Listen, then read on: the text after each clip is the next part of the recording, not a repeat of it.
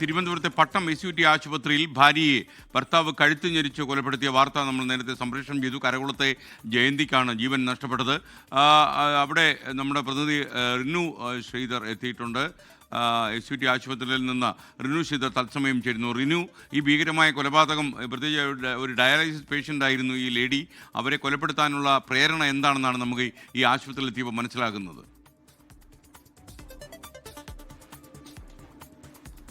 നിലവിൽ നമുക്ക് ലഭ്യമാകുന്ന വിവരമനുസരിച്ച് ഇന്ന് പുലർച്ചെ 5 മണിയോടുകൂടിയാണ് ഈ ഒരു കൊലപാതകം നടന്നത് എന്നുള്ളതാണ്.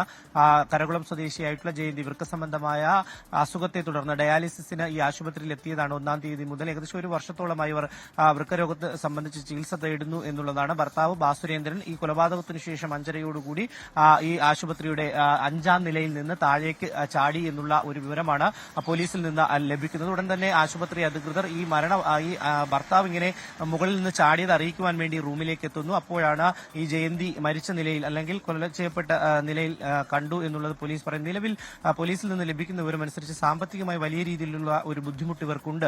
ഈ ചികിത്സ സംബന്ധമായി വലിയ രീതിയിൽ പണം ആവശ്യമുണ്ട്. അത് തന്നെയാണ് മാനസികമായ ബുദ്ധിമുട്ടുണ്ടാക്കിയത്.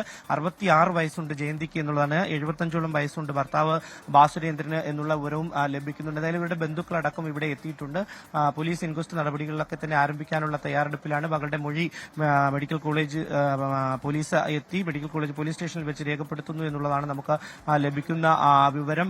കൂടുതൽ വിവരങ്ങൾ ലഭ്യമാകുന്നു. പ്രാഥമിക വിവരങ്ങൾ മാത്രമാണ് ഇപ്പോൾ നമുക്ക് ലഭ്യമായിട്ടുള്ളത്. ഏകദേശം 10 ദിവസത്തോളമായി ഇവരുടെ ചികിത്സയിലാണ് എന്നുള്ളതാണ്. സാമ്പത്തികമായിട്ടുള്ള ബുദ്ധിമുട്ട് തന്നെയാണ് ഈ കൊലപാതകത്തിലേക്ക് നയിച്ചത്. ഈ കൊലയ്ക്ക് ശേഷമാണ് ഈ ഭർത്താവ് 5-ാം നിലയിൽ നിന്ന് ചാടുന്നത്. ഞാൻ നേരത്തെ സൂചിപ്പിച്ചതുപോലെ തന്നെ ഈ കൊലപാതകം അല്ലെങ്കിൽ ഈ ആത്മഹത്യ സാഹചര്യം അറിയിക്കുന്നതിന് വേണ്ടിയിട്ടാണ് ഈ ജയന്തിയുടെ റൂമിലെത്തിയത്. അപ്പോൾ ഈ ബെഡിന്റെ, അതായത് ഇലക്ട്രിക് ബെഡിന്റെ കേബിൾ, ചാർജ് ചെയ്യാൻ ഉപയോഗിക്കുന്ന കേബിൾ എടുത്ത് കഴുത്തിൽ കുരുക്കിട്ട് ഞെരിച്ച് കൊലപ്പെടുത്തി എന്നുള്ളതാണ് പോലീസ് പറയുന്നത്. എന്തായാലും ഇൻക്വസ്റ്റ് നടപടികൾ ആരംഭിച്ചിട്ടുണ്ട്. അല്പസമയത്തിനകം തന്നെ ഇൻക്വസ്റ്റ് നടപടികൾ പൂർത്തിയാക്കി പോസ്റ്റ്മോർട്ടത്തിന് വേണ്ടി തിരുവനന്തപുരം മെഡിക്കൽ കോളേജ് ആശുപത്രിയിലേക്ക് മൃതദേഹം മാറ്റുമെന്നുള്ള വിവരമാണ് സ്കാൻ നമുക്ക് ലഭിക്കുന്നത്.